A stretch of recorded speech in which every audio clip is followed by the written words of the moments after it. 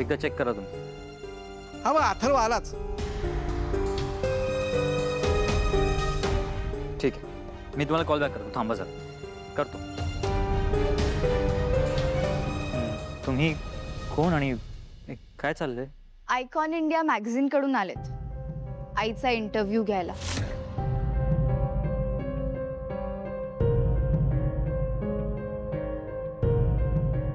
मला कोणी काही सांगितलं का नाही?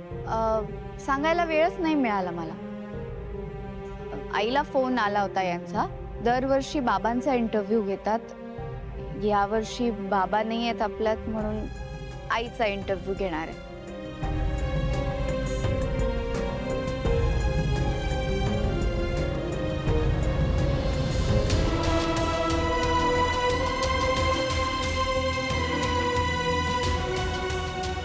ताई,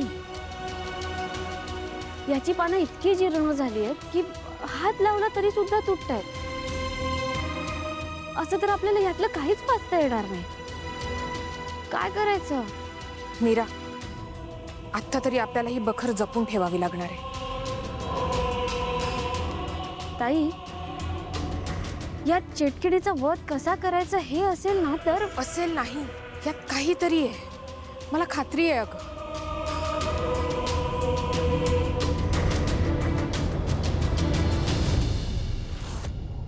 दोघी इकडे कशा आले?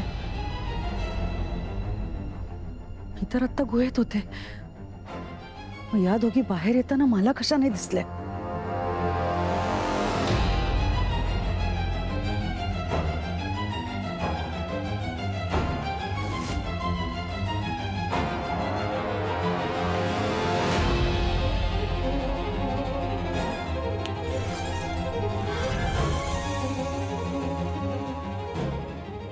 ताई, अगं पण हे मीरा, ती येते.